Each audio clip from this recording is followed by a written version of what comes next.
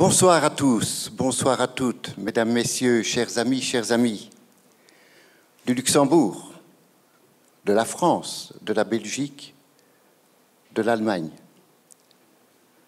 Bienvenue. Bienvenue, Dr Aboulaïch. Welcome, dear Iseldine. Soulagé.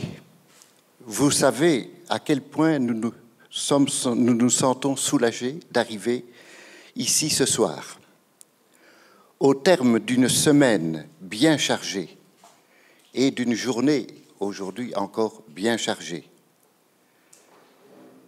Chère Iseldine, vous avez eu l'occasion,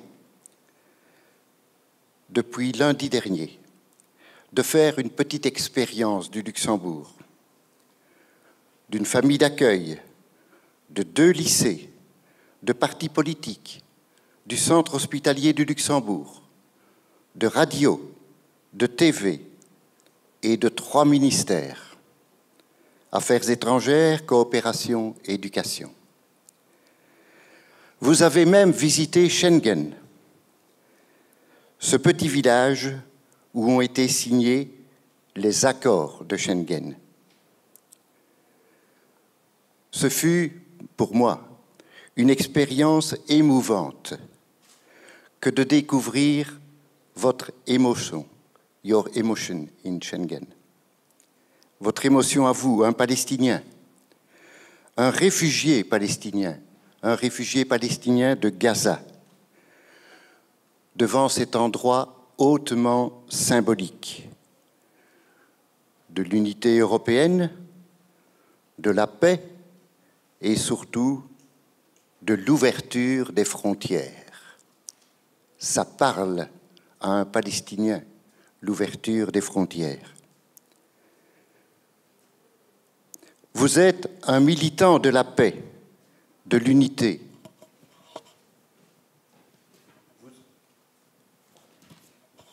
Vous êtes un militant de l'égalité. Mais Schengen, c'est bien plus qu'un traité, c'est un projet. C'est un projet de vivre ensemble, jamais achevé, toujours en recherche. Votre rêve, votre projet de militant pour la paix, pour l'unité, pour l'égalité, sont confrontés à la dure réalité de votre propre contexte, celle de l'occupation, vieille de 50 ans, celle de la colonisation, celle d'un colonialisme dur et violent.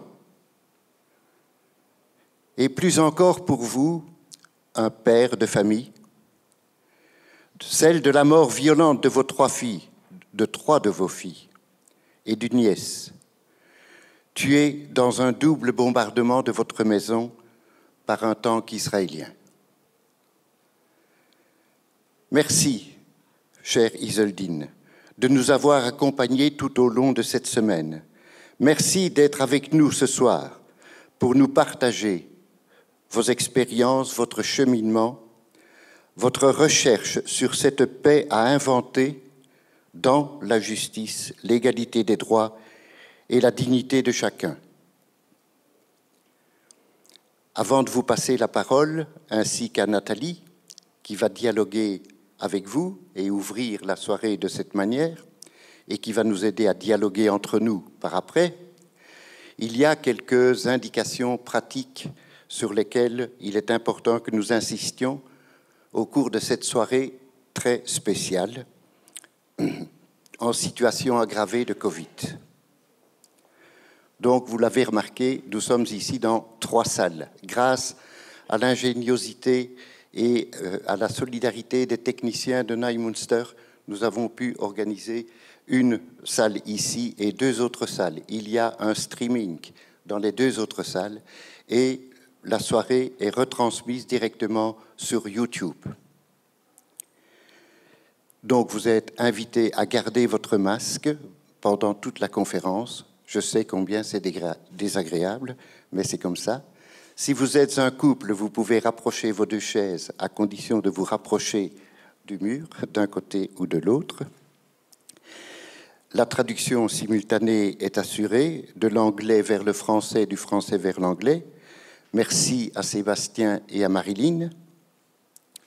La soirée se déroulera en 2 grands moments, 35-40 minutes maximum. Un dialogue entre Nathalie et le docteur Iseldine, au départ de quelques questions que nous avons réfléchies ensemble. Et puis 40-50 minutes de dialogue avec vous, à travers les questions que vous, ici, vous pourrez lui poser directement et que les personnes qui sont dans les 2 autres salles pourront poser en l'écrivant sur une petite feuille qui a été disposée sur les chaises. Les questions seront rassemblées et ramenées ici par Martine et les personnes qui sont sur YouTube peuvent poser aussi leurs questions. Martine en prendra note et les rapportera ici. Les 2 ou 3 dernières choses, je vous les dirai lors du moment du remerciement. Je vous demande de ne pas quitter la salle avant ce remerciement, car il y a 2 ou 3 choses importantes à vous partager à ce moment-là. Merci d'être là, malgré le Covid, avec le Covid, et bonne soirée à chacune et à chacun. Nathalie, Dr Iseldine, the floor is to you.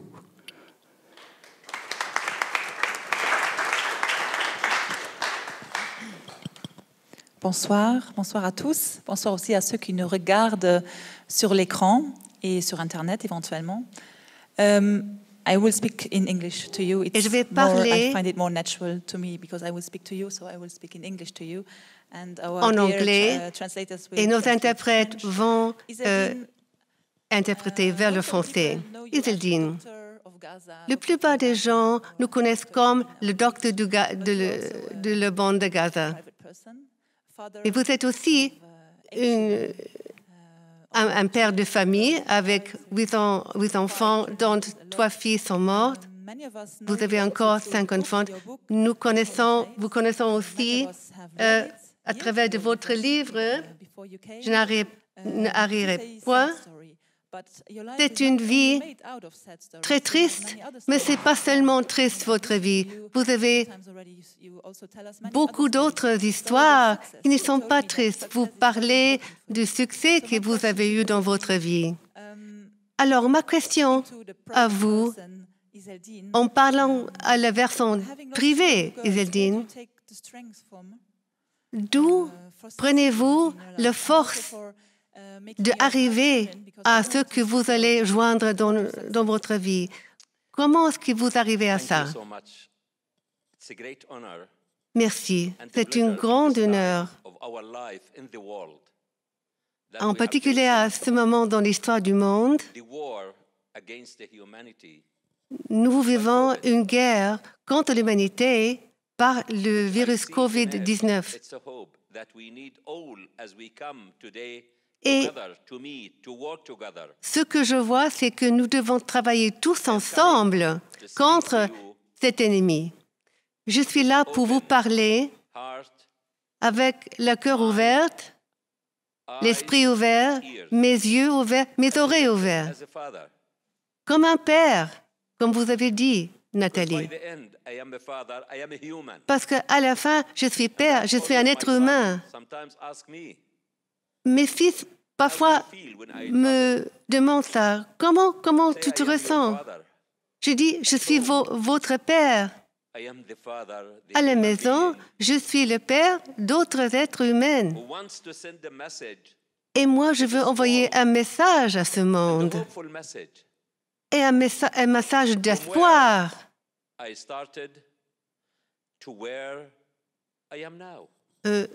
De où je commençais mon voyage et où je suis maintenant. Comment je pouvais arriver à surmonter tous les défis que j'ai rencontrés à partir de ma naissance comme réfugiée palestinienne qui vécu et a grandi dans un camp de réfugiés dans la bande de Gaza. Les succès que j'ai pu avoir, c'était comme me battre contre des rochers. Je devais réussir parce que toute ma souffrance et les souffrances de tant d'autres, ce n'est pas ma nature. C'est mon assistant. C'est fait par les hommes. Je crois que le Dieu est là pour nous aider, mais ce problème n'est pas fait par Dieu. Si les problèmes sont faits par les hommes, comment est-ce que je peux réagir? Comment est-ce que je peux changer ce monde et ces problèmes qui sont faits par les hommes? Mon succès était de passer de là où j'étais né, d'avoir mon certificat de médecin à l'Institut médical de l'Université de Cairo, puis à Londres, pour être la première palestinienne de pratiquer la médecine dans un hôpital israélien, vu la valeur de la médecine. Et qu'est-ce qui est le plus profonde signification de la médecine et les services de santé? Ça rassemble les personnes. C'est un point de rencontre où les patients peuvent être traités en termes d'égalité, donnant valeur aux droits humains. Comme gynécologue, les moments de succès et les moments de bonheur de ma vie, c'était surtout quand je donnais le bébé nouveau-né à sa mère. J'étais tellement contente d'entendre ce cri, ce premier cri de vie. Parfois, on entend des cris quand nous sommes dehors. Un cri est un signe de peine, mais le cri du nouveau-né, c'est un cri de la vie. Ce bébé vient d'être né et en bonne santé. Si l'enfant ne crie pas, c'est peut-être malade. On attend toujours ce cri de vie de ce nouveau-né et c'est le commencement d'une nouvelle vie. Et il n'y a pas de différence entre les cris des nouveau-nés dans n'importe quel pays, n'importe quelle région, quel endroit, au Luxembourg, en Israël, en Gaza, en Palestine, en Afrique, au Canada. C'est le même cri. Et le nouveau-né, il est libre. On ne peut pas empêcher ce nouveau-né de naître, de crier et de donner signe de vie. Ils sont tous égaux. Alors pourquoi faisons-nous une inégalité? Pourquoi pratiquons-nous le racisme, discrimination basée sur la couleur de la peau, le genre, les différences de la culture? Pourquoi déprivons-nous le nouveau-né de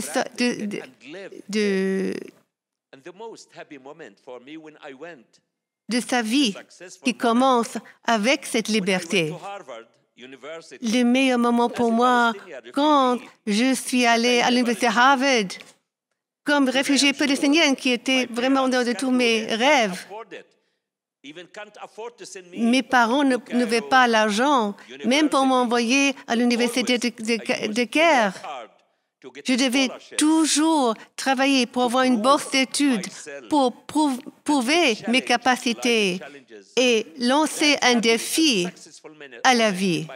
Et ces moments de réussite et de succès, au jour où j'ai terminé mes études à Harvard et voir les drapeaux palestiniens, j'ai dévoué ce succès à ce drapeau palestinien. Comme nation, nous sommes là, nous sommes en vie. Et le plus grand succès pour moi, malgré tous les défis, surtout la perte de mes 3 filles,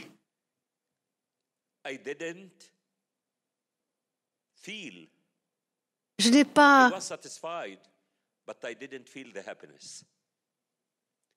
malgré tous ces succès, je ne pouvais pas sentir cette bonheur. Comment est-ce que je peux avoir du bonheur, ressentir du bonheur quand mes filles sont mortes? Parce que quand je vivais avec eux, avec elles, je me suis dit, qu'est-ce que je peux faire pour ces filles? Il me reste 2 filles. Et ils ont terminé leurs études en ingénierie à l'Université de Toronto. Et c'était le 16 juin 2015 où leur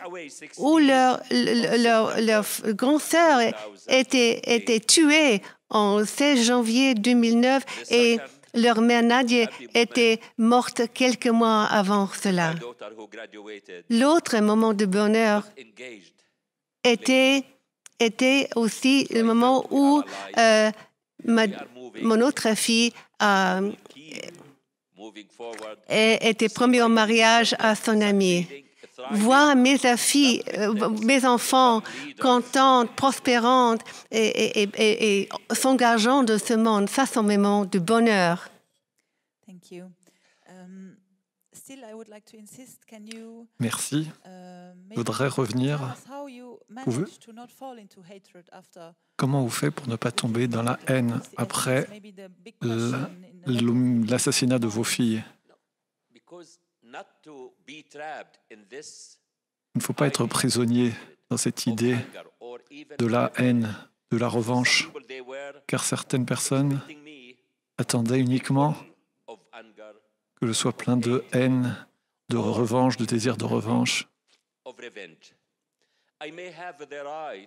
J'ai le droit d'haïr et d'être mécontent, d'être en colère. Mais comment je peux être en colère? Vous pouvez être en colère, je vous encourage dans votre vie. Il faut être en colère d'une manière positive, je vous encourage à cela. N'acceptez pas ce qui arrive.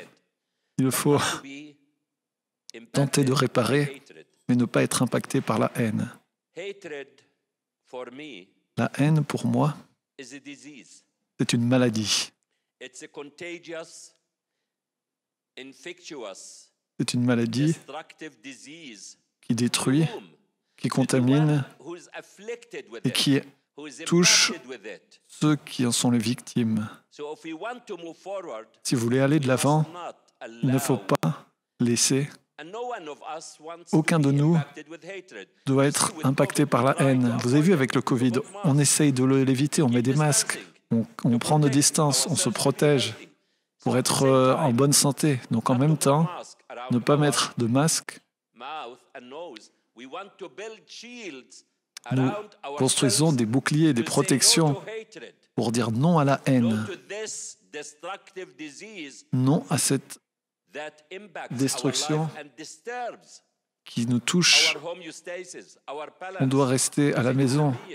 Ça touche nos parents, les gens les plus âgés. Ceux qui sont pleins de haine sont paralysés, sont aveugles, ils ne peuvent pas voir.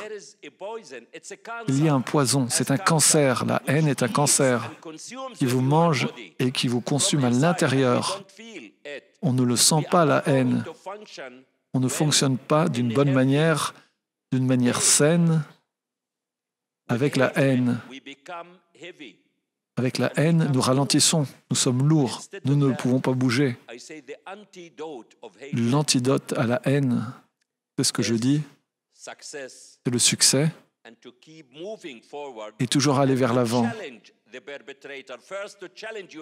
Première chose, de se pardonner de cette maladie et de dire non, je n'en veux pas, et d'aller de l'avant. Il faut aller de l'avant. Et pour ça, la haine n'est pas une bonne chose par rapport à quelqu'un qui veut du mal, ce que vous avez besoin. Il faut les défier et attendre. Et qui va réussir, qui va gagner? Il ne faut pas regarder derrière soi. Pour moi, je connais mes filles, elles sont mortes. Mais au même moment, je ne peux pas les ramener à la vie.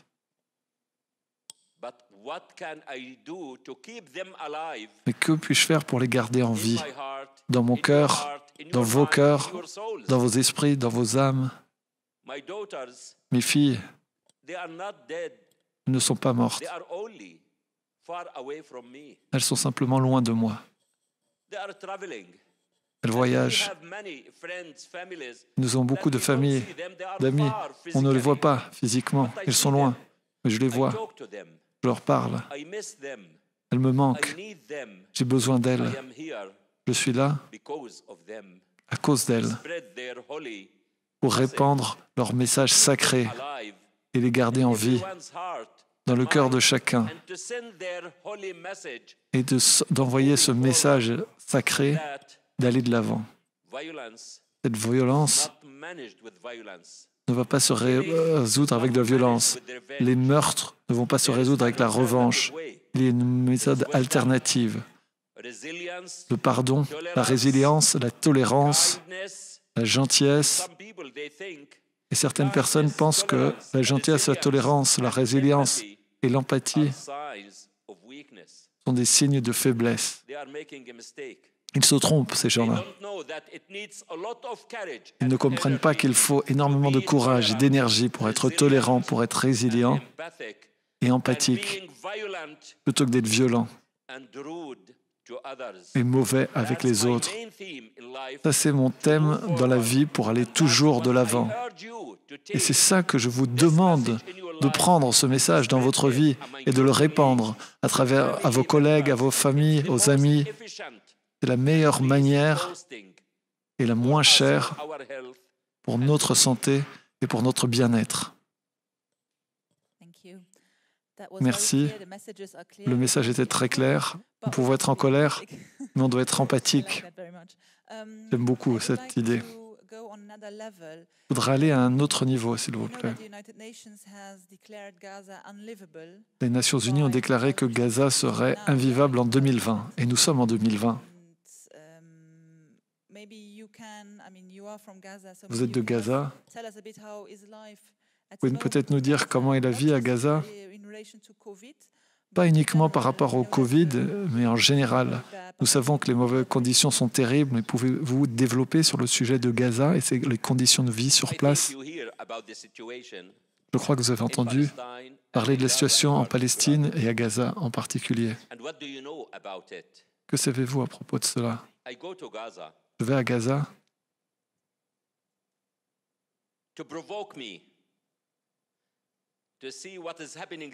pour voir ce qui se passe et pour être en colère, pour me provoquer en quelque sorte. Qu'est-ce que je peux faire pour Gaza? La bande de Gaza, il faut que vous le sachiez, c'est un petit morceau de territoire. C'est long de 40 km sur 9 km de large. Combien de gens vivent là? Plus de 2 millions de gens vivent dans un territoire aussi exigu. La majorité d'entre eux sont des enfants. 50% sont des enfants âgés de moins de 15 ans. 20% sont des femmes qui peuvent avoir des enfants. C'est une tragédie humaine. À propos des enfants, à propos des femmes, la bande de Gaza est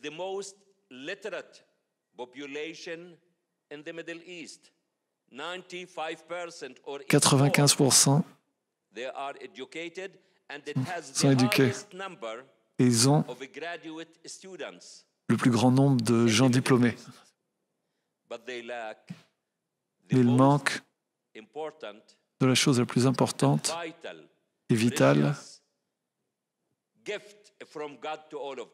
le plus important cadeau de Dieu pour nous tous, c'est la liberté. Il manque de cela. Ils vivent un siège depuis plus de 14 ans. Gaza est sous siège. La bande de Gaza, je peux la décrire exactement comme le dit le rapport des Nations Unies. Elle est invivable. Mais en même temps, il n'y a pas d'espoir, il n'y a pas de travail. On ne peut pas y vivre. Ça ne sert à rien.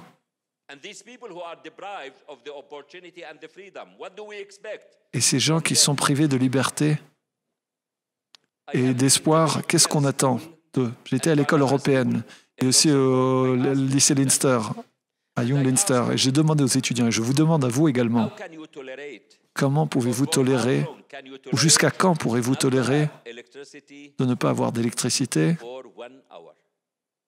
pendant plus d'1 heure? Comment vous sentirez-vous sans électricité pendant 1 heure?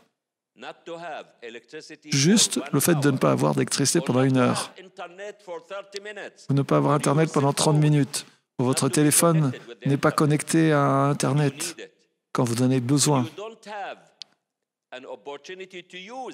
Quand vous n'avez pas d'opportunité d'utiliser l'éducation que vous avez eue et vous êtes au chômage, car le taux de chômage est de plus de 50%.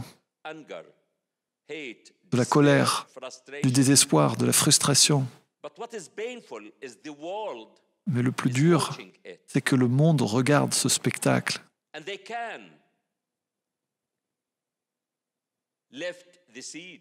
ils ne peuvent pas laisser le siège. Pourquoi ne pas lever ce siège? Les Palestiniens à Gaza, ce sont des êtres humains. Ce sont des gens comme vous et moi. Et comme le disait Mahmoud Darwish, le grand poète palestinien a dit « Personne ne connaît la souffrance tant qu'on ne la vit pas. Personne ne connaît le manque d'électricité ou de travail tant qu'on ne sommes pas au chômage. Personne ne connaît pas le manque de la liberté tant qu'on ne la perd pas. » Et Mahmoud Darwish a dit « Vous qui ne pouvez pas atteindre la mer, vous ne pouvez pas comprendre ce qu'est la mer. Vous qui êtes assis sur le bord, vous ne pouvez pas connaître la mer. Celui qui émerge dans la mer nage, prend des risques et oublie la mer dans la mer. Donc personne ne peut connaître les souffrances tant qu'on n'a pas souffert. Personne ne peut connaître la liberté si on ne l'a pas perdue. C'est exactement la situation dans la bande de Gaza. C'est une crise humanitaire, c'est une crise morale, une crise éthique. Et c'est une violation des droits de l'homme, contre les droits des enfants, contre les droits des femmes. Où en sommes-nous? Au XXIe siècle, au niveau des violations des droits de l'homme, et c'est la responsabilité du monde. Et ce qui fait le mal de perpétuer et de se répandre dans le monde, c'est le fait que des braves gens ne font rien. Et les braves gens sont la majorité de la population de cette planète. Nous ne devons pas être parmi ceux qui regardent et qui ne disent rien. Il faut casser le silence, il faut le briser. Car le silence en temps d'injustice, c'est une injustice. Et nous sommes tous redevables envers tous les autres êtres humains, qu'ils soient palestiniens ou non palestiniens. Tous ceux qui souffrent dans le monde, nous devons briser le silence et penser aux autres. Penser aux autres, c'est important. Ceux qui sont privés de liberté. Pensez à ceux qui n'ont pas accès à l'eau. Ils ne rêvent que les nuages, qu'il y ait de la pluie. Mais où est-ce que sont les actions humaines? Où est-ce qu'elle est l'émotion des hommes pour donner de l'espoir à l'humanité?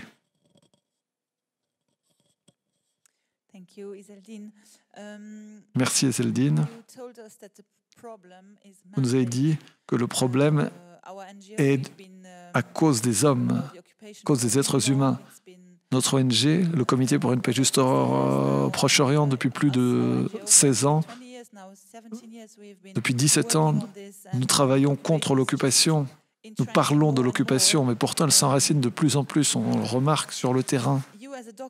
Vous, en tant que docteur, vous avez réuni les gens. Vous avez dit que la santé connecte les gens, elle nous humanise en tant que docteur. Comment voyez-vous le futur entre Israël, la Palestine, entre les gens, entre ces deux territoires, ces deux entités? Vous voulez réunir les gens ensemble. Vous avez travaillé en Israël. Vous faites tout pour que les gens ne saillissent pas. Et on le voit sur le terrain, que les choses s'aggravent à différents niveaux. Comment voyez-vous le futur?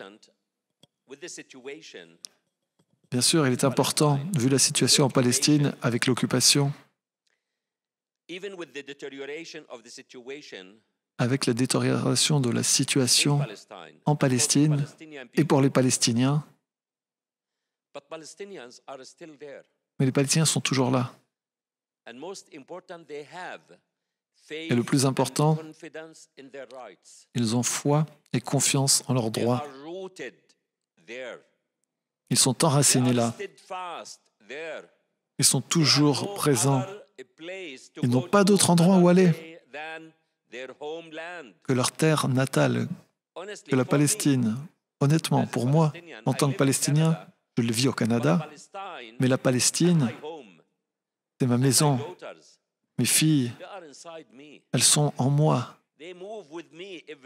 Elles se déplacent partout où je vais. La Palestine est avec moi. Je ne me reposerai pas tant que je ne verrai pas la Palestine libre. Et nous ne voulons pas de supprimer personne, c'est de la propagande. Nous voulons être ajoutés comme égaux, comme une nation libre auprès des autres nations, comme Israël, comme le monde. Avec la détérioration de la situation et malgré toutes les actions qui violent les droits de l'homme et les lois internationales, je dis toujours à mes amis israéliens,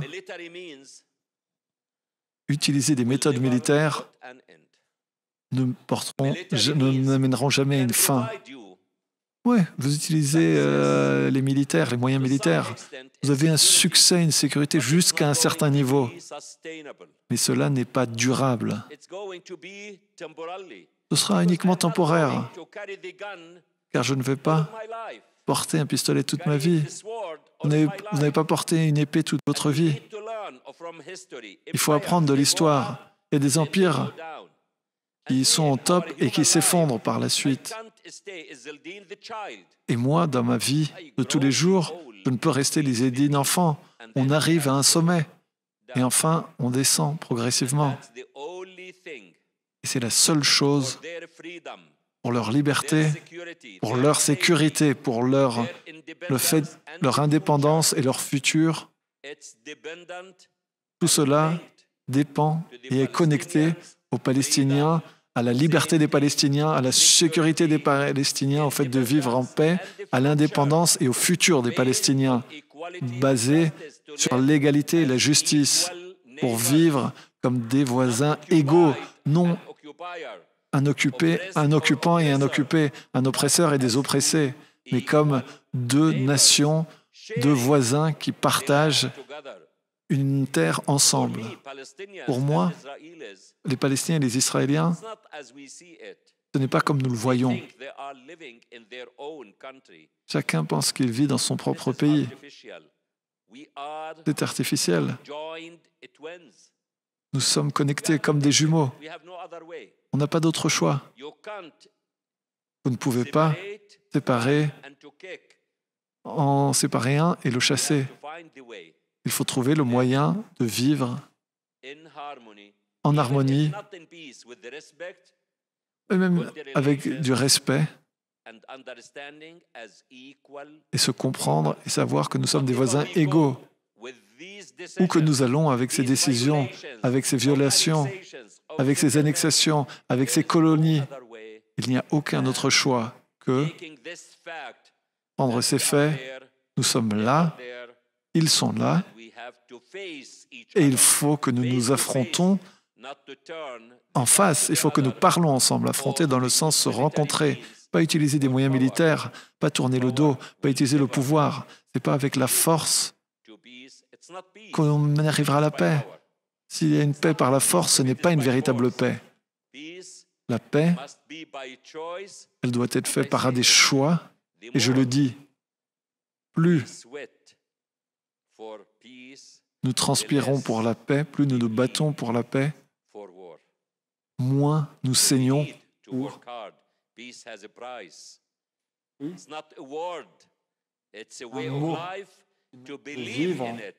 Il faut y croire et il faut faire quelque chose pour cela.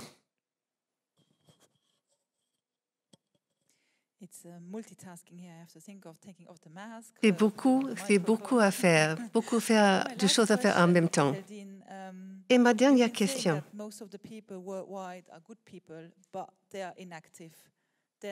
Tu as parlé de la majorité des êtres humains qui sont des personnes bien, mais qui ne s'engagent pas, qui ne font rien.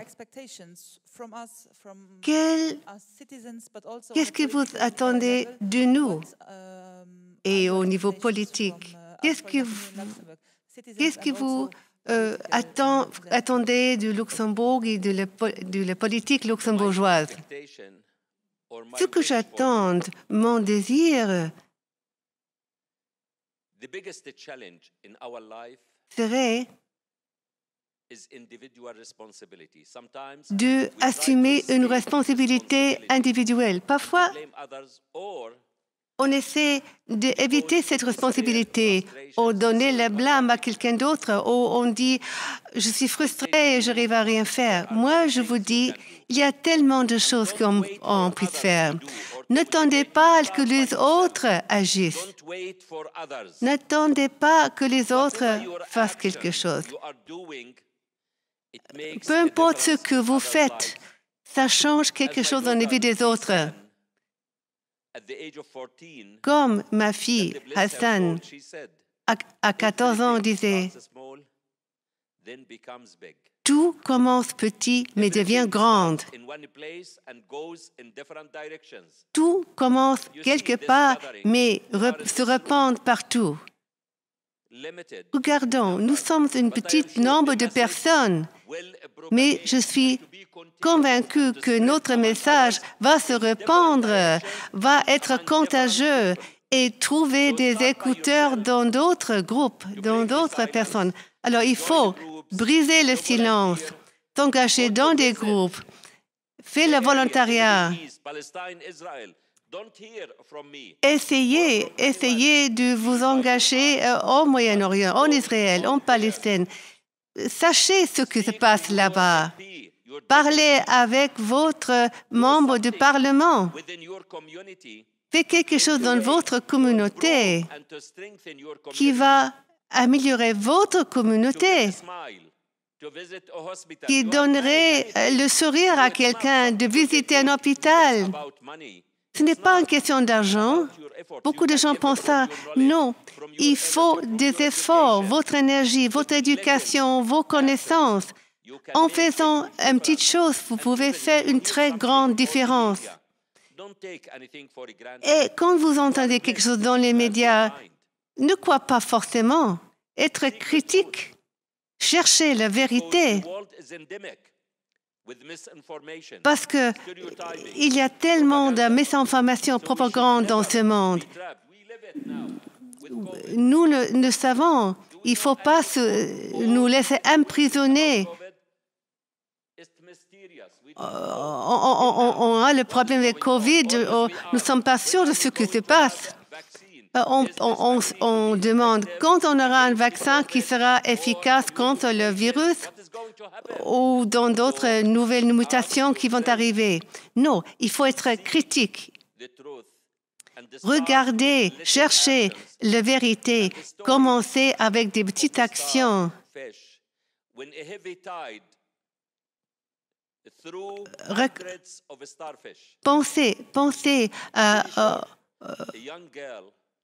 Pensez aux poissons qui se trouvent dans les vagues.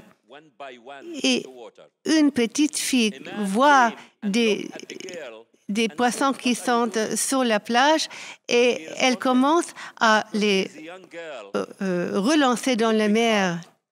C'était une jeune fille avec un grand cœur. Et elle a dit, pourquoi je les remets dans le mer?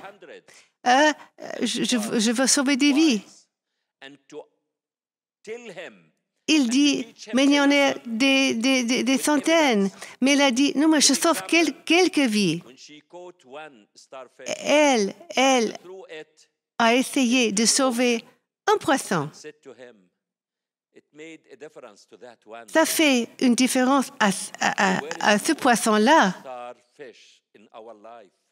So, où est votre poisson en péril? Il faut juste cette petite action de se rassembler, s'engager dans des groupes qui travaillent, qui se battent pour les droits des femmes, pour les droits des enfants, pour l'environnement, pour la vie, pour les pauvres, pour les vieux. Croyez-moi, le plus que vous donnez, le plus vous partagez, le plus vous serez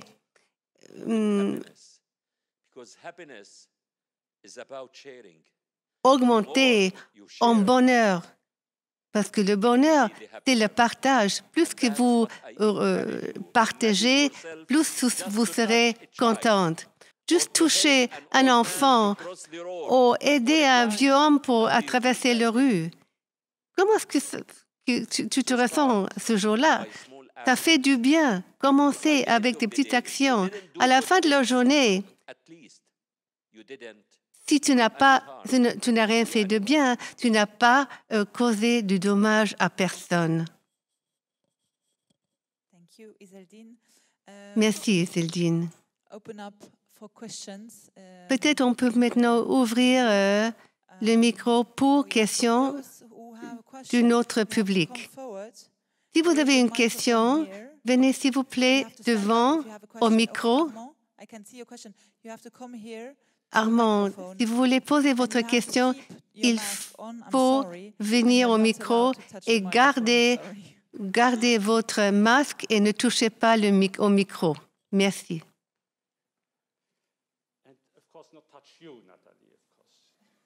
In times of Me Too and so on. No, this is too serious. Sorry.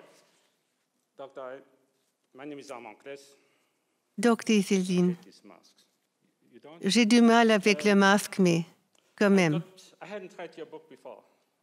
Je n'avais pas encore lu votre livre et je commençais maintenant à le lire.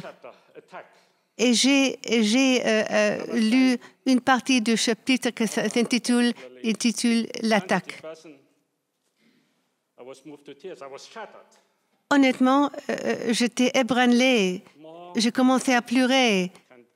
Comme vous racontez cette histoire, cette attaque contre votre maison. Vous ne pouvez presque pas le supporter.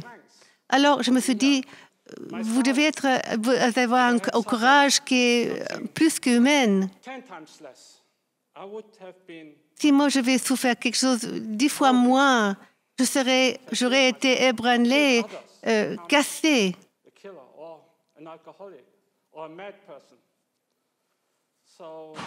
Ou je serais un malade, je serais un alcoolique. Vous devez avoir quelque chose qui surpasse l'humain. Je voudrais aussi poser une question sur la bande de Gaza. J'étais dans plusieurs endroits dans la Palestine, y inclut Jéricho, Ereza, de points de passage. Et même aujourd'hui, il y avait protestes dans la bande de Gaza et dans la Cisjordanie, suivant les déclarations du président français. Je voudrais poser une question et attendre votre réaction. is an example of this ongoing Ce qu'on voit, même ce jour-là, the world by the West, est encore un exemple de l'humiliation de l'Occident, a part of the world, you can call it d'une partie du monde, Muslim world, Islam world, le monde islamique, endless le monde musulman. humiliation, Et c'est une humiliation que continue a deep toujours of respect et montre un manque de respect par l'Occident vis-à-vis de cette partie du monde, cette culture. civilizations as some Je dirais pas un conflit de civilisation, kind perhaps of clash of mais peut-être quand même c'est and it's a manifestation of what un moment où deux cultures s'opposent. Et peut-être c'est un moment aussi du I thought there are post-colonialisme. for the Palestinians in the West. Bien sûr, on a beaucoup d'appui pour les Palestiniens en Occident. Western countries, Mais politicians, cet appui, governments support Palestinians as long as they behave the way the West les gouvernements expects them. occidentaux appuient les Palestiniens aussi longtemps qu'eux, ils se comportent comme ces gouvernements voudraient l'avoir. Et c'est une sorte de post-colonialisme qui se démontre là. Your question, you want him to comment on it. Quelle est votre question? Thank you so much. Doctor knows what. Okay. Thank you so much. La réponse. Of course, history is Merci. important. Bien sûr, l'histoire est importante. And even for me as a medical doctor, Et and même pour anyone moi, who is comme background in médecin, medicine, we et need history tous les of the médecins, patient. il faudra connaître l'histoire du patient The right diagnosis. parce qu'on cherche le bon diagnose. Many of the challenges we are facing Et beaucoup des défis auxquels nous faisons face concerning sont enracinés dans l'histoire. in a time COVID-19 Au moment où doesn't differentiate between Western and les Eastern, pays de North l'Occident or South. font face au Covid, COVID-19 où il n'y a pas de brought all of discrimination. us together and to face one a challenge. Toutes les parties du monde, tous les gouvernements, tous les pays doivent And to travailler get rid of ensemble this pour differentiation résoudre cette menace de Covid. North and South. Et on doit travailler ensemble pour éradiquer et détruire cette inégalité entre les régions du monde. In the time we see it these days in many countries, Nous voyons aujourd'hui, the issue dans of beaucoup de fear, pays, incitement, fear-mongering, nous voyons used le by peur politicians et les politiciens aussi qui to provoquent promote les peurs their political agenda. pour appuyer leur agenda politique, de rester au pouvoir. Et en même temps, nous avons la responsabilité, nous, comme public, ces politiciens, d'où viennent-ils? Ils ne sont pas parachutés du ciel sur nos têtes. Ils viennent de chez nous. C'est notre responsabilité, donc, de choisir le bon leader, le bon politicien qui peuvent nous servir. Nous n'avons pas besoin de politiciens, même des politiciens normaux, le Premier ministre, nos membres de Parlement. Ce ne sont pas là pour nous contrôler. Ils doivent servir le peuple, les intérêts du peuple. Et c'est ça qui est nécessaire. Ce changement, ce cadre politique, c'est aussi notre responsabilité. Ces politiciens doivent nous rendre des comptes. Ils doivent comprendre que les sièges où ils sont assis sont en train de trembler. Il ne faut pas que nous laissons prendre par des propagandes politique. Il ne faut pas non plus nous laisser entamer dans une discrimination des minorités. Quand il y a de la manipulation, il ne faut pas l'accepter. Il faut résister. Il faut se défendre contre cette manipulation, ces attitudes, ces propagandes. Il faut révéler aussi les mensonges qu'ils nous présentent.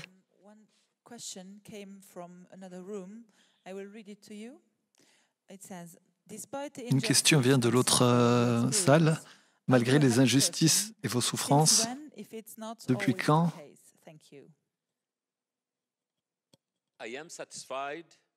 je suis satisfait, je suis heureux.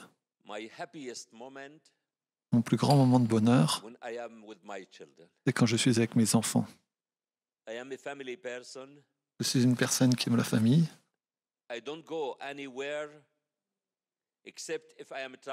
Je vais nulle part, à part si je voyage avec mes enfants. Mes enfants, ce sont ma vie. Ils me donnent de la joie de vivre. Et je vis pour mes enfants qui vivent et pour ceux qui ne sont plus là.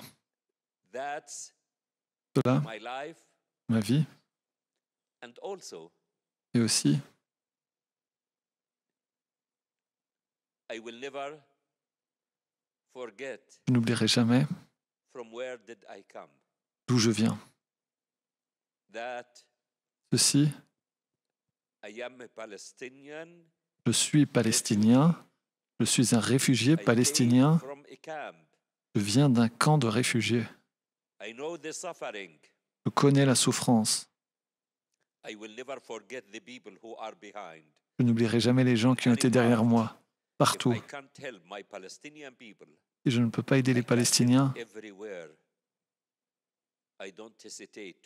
Je n'hésite pas à aider. Ce sont des êtres humains. Et quand je voyage dans des pays développés et que je vois des enfants qui ne peuvent pas aller à l'école, des femmes qui souffrent, qui sont abusées, je me retrouve dans ces pays en voie de développement, je me retrouve comme dans ma famille, et ces souvenirs, et donc j'ai le bonheur. Aujourd'hui, grâce à la famille, de plus, je suis une personne croyante et je dois aller de l'avant. Je crois profondément. Je crois dans la bonté et j'ai la capacité, toujours, d'aller de l'avant. Je ne pense pas au passé. Je ne regarde pas derrière moi. Je ne suis pas pris au piège du passé. J'apprends à vivre le moment présent. Je vis dans le présent. Je suis là, maintenant, pleinement avec vous. Demain, c'est demain. Je ne sais pas ce qui arrivera demain. Je n'investis pas beaucoup de temps dans demain, car on ne sait pas ce qui va se passer. Pour tous ceux qui sont ici, on ne sait pas le futur. Le futur est incertain, mais le présent, je le connais, et le passé n'est plus de mon contrôle, il est passé. Il y a deux autres questions qui sont écrites. Est-ce qu'il y a une question dans la salle, peut-être? Vous voulez peut-être la poser maintenant? Essayez d'être court, s'il vous plaît, car nous avons de nombreuses questions. Merci. Merci beaucoup d'être venu. Ma première question, quelle est la situation du Covid à Gaza, vu que Gaza était la plus grande prison à ciel ouvert? Donc, comment se portent les gens d'un point de vue sanitaire?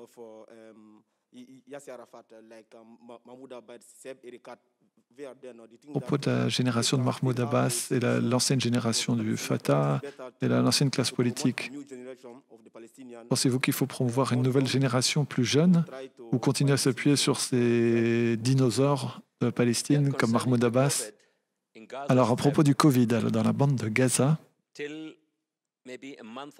jusqu'à il y a un mois, Comme je l'ai dit, elle est complètement fermée, la bande de Gaza. Elle est sous un siège qui est imposé, bien évidemment, à la bande de Gaza. Donc le Covid était entièrement sous contrôle, car il n'y a que 2 frontières, entre guillemets, 2 portes d'entrée, une par l'Égypte et l'autre par Israël. Celle avec l'Égypte est fermée. Elle ouvre 1 ou 2 jours, tous les 3 ou 4 mois, pour autoriser les Palestiniens qui vont en Égypte pour des questions médicales, pour suivre un traitement, pour revenir. Ils les rassemblent et ils viennent par milliers. Et donc les Palestiniens dans la bande de Gaza, lorsqu'ils entrent à Gaza, ils établissent des centres de quarantaine et les mettent dans des centres de quarantaine, pas pour 2 semaines, mais pour 3 semaines. Ensuite, ils pratiquent des tests. Donc, tous les gens, entre mars à septembre, il n'y avait que 100 cas de Covid à travers les gens qui revenaient. Il n'y avait que 1 mort de ceux qui revenaient, justement. Ils venaient avec le Covid, certains d'entre eux. Tous ont été soignés et ils vont mieux. Et là, très rapidement, en moins d'1 mois, ils ont découvert des cas locaux. Je ne sais pas d'où. Ils essayent d'établir, de comprendre d'où ils viennent, d'où ils ont pu venir, ces cas de Covid. Et maintenant, cela augmente de plus en plus avec le manque de moyens médicaux, d'équipements, d'eau, de moyens sanitaires. Cela augmente. Et même aujourd'hui, j'ai entendu qu'ils veulent ouvrir, peut-être parce que les enfants, qui constituent plus de 50% de la population de la bande de Gaza, les enfants, ils sont infectés,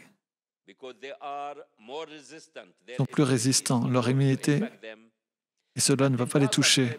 Et à Gaza, la population à Gaza, donc, c'est un triangle en démographie. La base est très large, vous savez. Et en haut, il y a très peu. Nous n'avons pas beaucoup de personnes âgées qui vivent. Des gens de plus de 65 ans. On a peut-être 5% de la pyramide démographique de la bande de Gaza. Donc, ils vont peut-être laisser faire. Ils ont essayé des couvre-feux, des confinements, des choses comme ceci. Maintenant, ils veulent que les gens gardent le masque avec la distanciation sociale et mener une vie normale. Peut-être que ça va mener à l'immunité collective, comme la majorité de la population sont des enfants en dessous de 15 ans. Et si cela augmente jusqu'à 30 ans, ça représente 60%. Donc, c'est un défi avec la situation, avec le chômage, avec le stress qu'ils ont. Concernant le nouveau leadership en Palestine, le président Abbas, Arafat, bien sûr que nous avons besoin d'une nouvelle génération, nous avons besoin de nouveaux leaders, bien évidemment. Et nous demandons de nouvelles élections, car les élections sont sous contrôle des Israéliens. Donc les autorités palestiniennes demandent de faire une nouvelle élection et de faire cette élection inclusive, avec également Jérusalem-Est et un territoire occupé. Israël refuse, bien évidemment.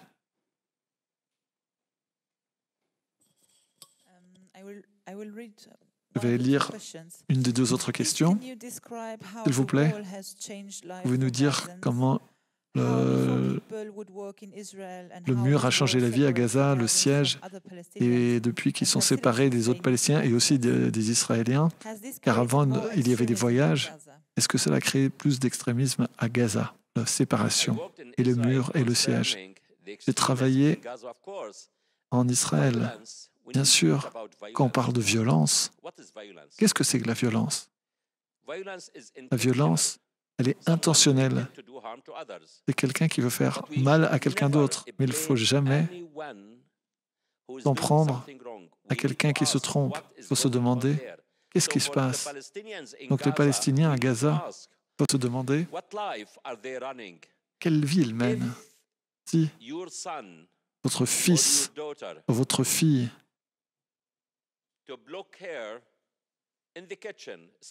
si vous le bloquiez dans la cuisine, de tous les côtés, et vous la garderez dans la cuisine, même pas votre fils ou votre fille, si vous gardez un chat, prenez un chat dans une chambre fermée, qu'est-ce que vous attendez de ce chat? Qu'est-ce qui va se passer selon vous?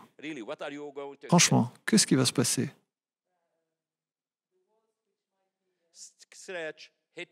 Il va déchirer le papier peint, il va essayer de sortir. Donc demandez-vous, donnez-nous de la liberté. Je veux être libre. Attendez-vous d'un libre?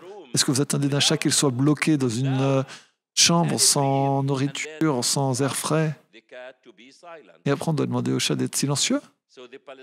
Les Palestiniens à Gaza, croyez-moi, c'est ça l'erreur.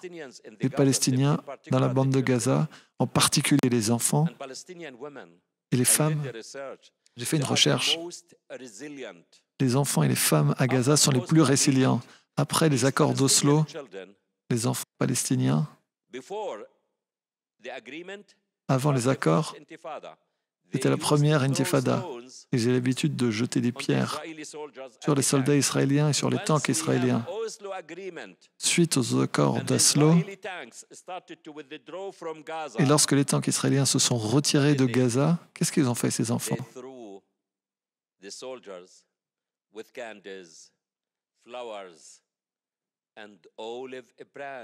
Ils ont jeté des branches d'olive, des bonbons aux soldats, les enfants, en disant « Merci de partir ». Ce sont les Palestiniens. Ce ne sont pas des gens qui veulent extrémistes, les Palestiniens. Ils ne croient pas. Ils demandent leurs droits de l'homme les plus basiques, les Palestiniens. C'est cela. Et la propagande qui est utilisée plus tard pour dire à propos du chat, le chat est violent, c'est un terroriste. Le chat, il détruit le papier peint, il s'en prend au mur, il fait du bruit, qu'il ennuie les voisins. Donnez au chat sa liberté, peut-être. C'est la façon la plus facile. La façon la plus facile, c'est de s'en prendre aux autres et de les stigmatiser et de mettre des labels sur eux. Il est temps d'arrêter avec cette propagande et de regarder au sein chacun en soi. Qu'est-ce que l'on fait aux autres avant de demander ce que les autres font?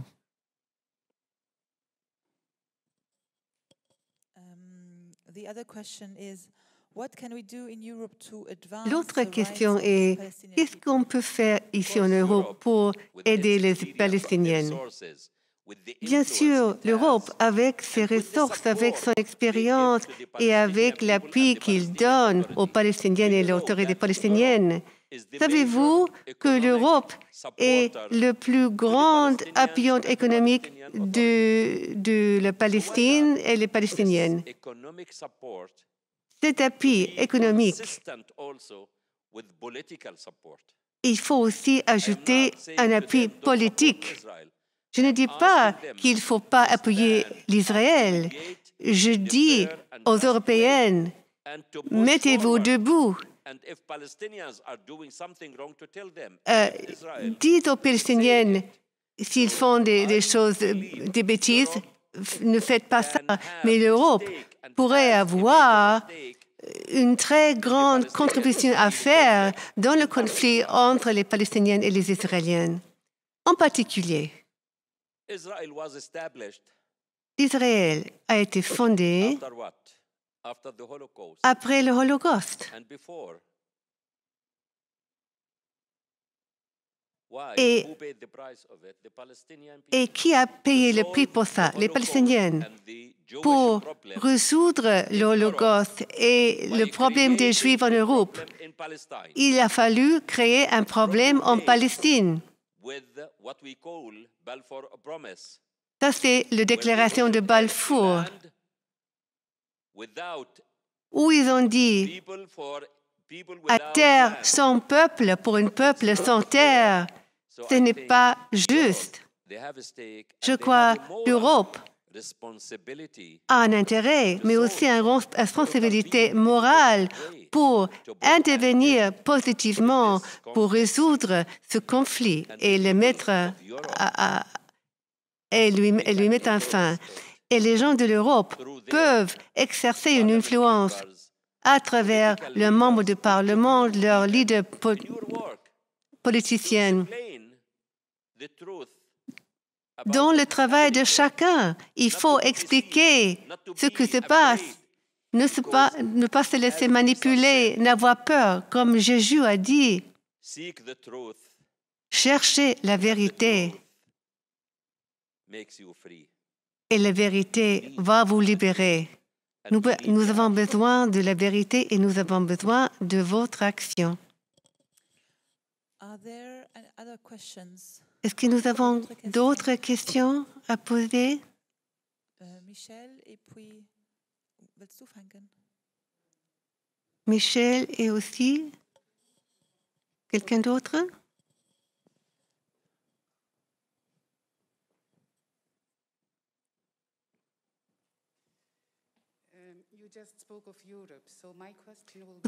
Vous venez de parler de l'Europe.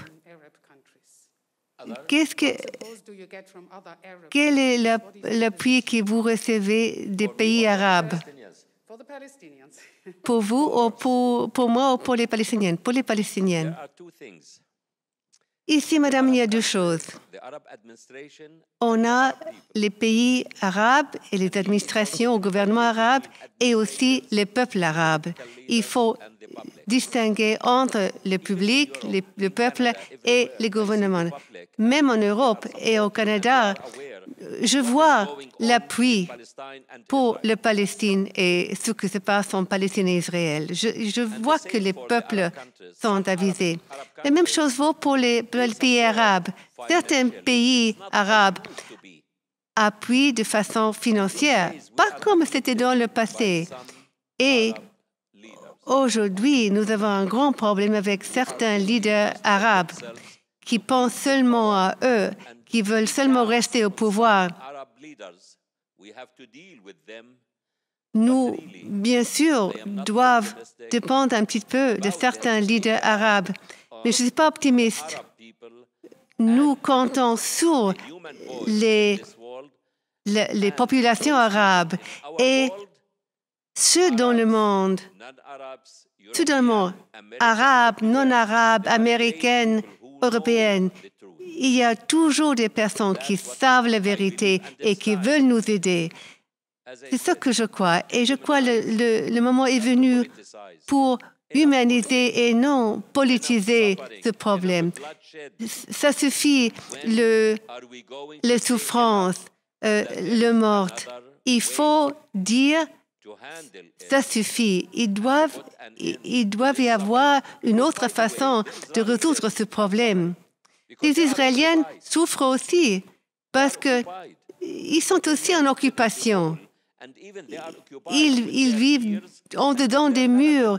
Ils sont aussi occupés par leur peur et par l'histoire qu'ils se racontent.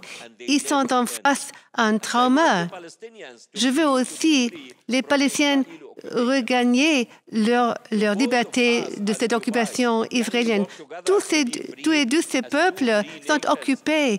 Nous ne pouvons pas émerger comme des voisins égaux, des nations en liberté et en égalité l'un avec l'autre.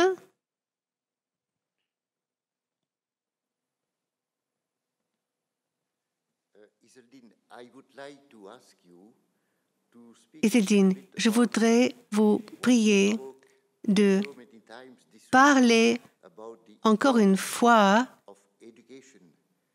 sur l'éducation. Vous l'avez fait à plusieurs reprises cette semaine. L'importance de l'éducation pour les enfants, les jeunes, filles et garçons, et aussi de votre fondation, les filles de la vie. C'est une partie importante de votre travail, à part votre recherche médicale, parce que c'est aussi une question très importante dans le monde aujourd'hui. En ce qui concerne mes filles et le rôle et l'importance de l'éducation des filles et des jeunes femmes. Après la tragédie, une amie à moi, un collègue israélien, m'a dit, Isadine, les gens vont oublier. Je me suis dit, est-ce que moi, je vais oublier? Qu'est-ce que je peux faire? Je me suis dit, pour ne pas oublier. Et j'ai entendu les voix de mes filles, Hassan, Aya, Alan et ma nièce Nor. Elles me parlaient et me disaient, ne pleurez pas pour nous. Faites vivre nos rêves. Continuez le voyage que nous avons entamé. Je ne peux pas dire, et je ne vais jamais dire qu'ils sont mortes. Elles sont un peu loin. Elles sont parties vite, avec un sourire, comme une tempête. Elles ont même pas dit un mot de au revoir. Elles sont parties et j'avais tellement besoin d'elles. Mais la mort n'est pas la fin. Elle ne peut jamais être la fin. Le départ de ceux que nous aimons est plein de grandes significations. Elle était simple, mais elles avaient une grande compréhension de la vie. Notre Père, ne pleurez pas pour nous. Moi, je crois que les personnes les plus fortes dans n'importe quelle communauté sont les plus fortes, sont les plus forts membres de nos communautés, de nos sociétés, et sont les personnes derrière le succès et le développement de chaque société. Les femmes sont les plus grandes histoires de la survie de chaque nation. Les femmes sont les héroïnes, celles qui fondent notre existence et notre réussite. Et l'éducation est la façon dans laquelle on va atteindre nos projets. Et c'est pour ça que j'ai établi la Fondation Filles de la Vie pour honorer leur mémoire, pour l'éducation des jeunes filles et femmes au Proche-Orient. N'importe qui, israélienne, juive, arabe, chaque fille qui a besoin d'aide, qui a le talent et l'intelligence,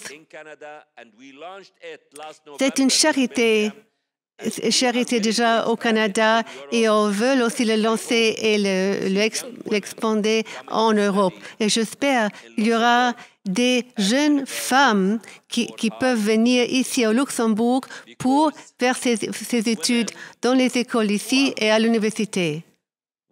Les femmes, qui sont-elles? Sont celles qui donnent la vie. Les femmes nutrit aussi la vie. Elles sont responsables pour le développement de la vie et de la société. Le rôle des femmes, l'éducation des femmes est d'une importance cruciale, surtout au Moyen-Orient. Je voudrais beaucoup voir des femmes à la table pour les pourparlers pour la paix au Moyen-Orient. Les femmes qui sacrifient leur vie et elles donnent sans limite.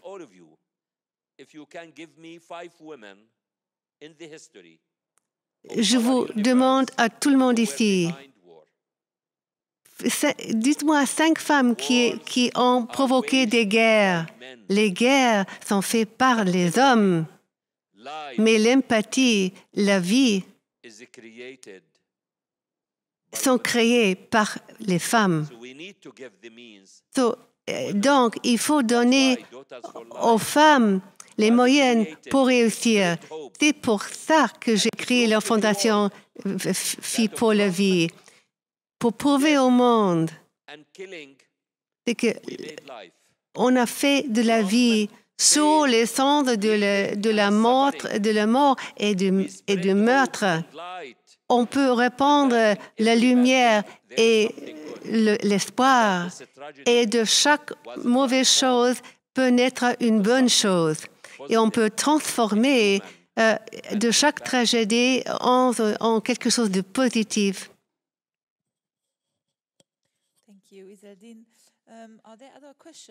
Il y a d'autres questions?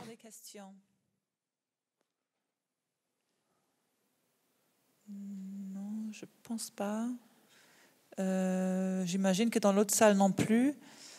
Il y a un message? Non? Ah, il y a encore des questions dans l'autre salle. Je ne comprends pas. OK. Il n'y en a plus. So, alors, then we will close if there are no more questions. I think it's still possible to speak to you afterwards if anybody wants. Je pense que c'est encore possible de parler après la conférence. Je voudrais vous remercier. Je suis venu à Luxembourg à cause de vous et pour vous. Donc je vous dis, ayez foi, ayez de l'espoir. Mais le plus important, la foi et l'espoir ne veulent rien dire sans action. Il faut tous, chacun d'entre nous, se demander que pouvons-nous faire pour faire la différence. Partons avec ce message. Regardons autour de nous. Demandons-nous, apprenons, relions-nous. Et pensons aux autres qui sont les êtres humains. Pour refaire un meilleur monde, il faut que tous, on s'unisse, les plus vieux, les plus jeunes, les femmes et les hommes, pour faire de ce monde un meilleur monde, sinon pas pour nous, pour le futur, pour les générations qui viennent, pour nos enfants, qui sont l'espoir et qui sont le futur. Merci et que Dieu vous bénisse.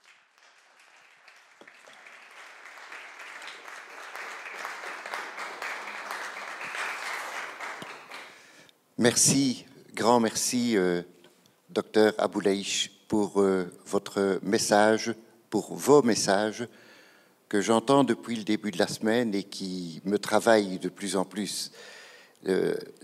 L'avoir entendu prononcer devant une centaine d'élèves de l'école européenne, devant 50 élèves du Leinster Lycée, vous l'avoir entendu redire aux différents ministres que vous avez rencontrés, en entrant dans certains détails évidemment, de vous l'avoir entendu dire à la radio, à la télévision, je crois que cela peut créer quelque chose, d'avoir un effet sur notre vie ici en commun au Luxembourg. Et nous savons que sur base de toutes ces rencontres, il y a des décisions qui ont été prises, il y a des projets qui sont en route et que vous allez revenir alimenter au mois de janvier ou au mois d'avril prochain, puisque le docteur va venir en Belgique pour que soit délivrée une pièce de théâtre qui est sortie de son livre, qui sera jouée en Belgique, et les lycées qu'on a rencontrés, le ministère de l'Éducation était intéressé à accueillir ici la troupe qui va jouer cette pièce et dans lequel le docteur aura l'occasion d'intervenir. Plus d'autres choses qui se sont mises en route et qui ont été discutées. Je crois que we will see you again, surely. You have found many people wanting you to come back. Merci pour votre message, docteur. Et je voudrais, avant de lever la séance, vous demander 2 ou 3 petites choses. Cette soirée, comme beaucoup d'autres que nous organisons, nous l'organisons grâce à vous, avec vos dons, puisque nous sommes une ONG reconnue par le ministère de la Coopération. Nous introduisons des projets pour nos actions ici au Luxembourg. Chaque euro qui nous est donné devient 4 euros. Et avec ces euros-là, nous pouvons organiser pas mal de choses, en plus des projets que nous organisons en Palestine. Mais nous devons justifier ce que nous faisons. Nous devons faire des rapports, etc. Nous avons besoin de votre retour, de votre évaluation. Et je sais que ce n'est pas évident, après une soirée comme celle-ci, de se mettre derrière son ordinateur ou son téléphone, mais vous avez la possibilité de remplir un tout petit questionnaire. Il faudrait que Mo fasse apparaître le... Ah oui, voilà. Il suffit que vous preniez ce code QR avec votre téléphone et vous serez directement sur la forme, sur le petit questionnaire, 3 questions qu'on vous demande de remplir. Sinon, vous pouvez aller sur le site internet du comité, paixjuste.lu/go, et vous y arrivez tout de suite. Voilà, ça ne vous prendra que 2 ou 3 minutes. Ça, c'est une première chose. La deuxième chose, vous avez entendu le docteur vous parler, oui, c'est ça, vous parler de son organisation Daughters for Life, qui vit évidemment aussi sur base de la solidarité des citoyens du monde entier. Et donc, si vous voulez contribuer un peu ou plus à son travail dans le monde entier au service des filles et des femmes du monde arabe, si vous voulez effectivement que de jeunes palestiniennes ou saoudiennes ou libanaises viennent faire leurs études secondaires, la fin de leurs études secondaires et puis l'université ici au Luxembourg, etc., etc., vous pouvez y contribuer en faisant un don. Il y a des urnes à cet effet à la sortie des 3 salles et au stand du comité. N'oubliez pas non plus de reporter votre casque et puis vous êtes attendu. Malheureusement, on ne peut plus faire de verre de l'amitié comme on le faisait les autres fois, mais vous pouvez quand même continuer à parler entre vous, à reposer des questions au docteur dans le hall là-bas. Et il y a bien sûr son livre en français et en anglais qu'il peut vous dédicacer. Merci à vous tous et à vous toutes d'avoir été ici avec nous ce soir. Docteur, merci encore. Long life to you and to the work you are doing. And thank you for your testimony.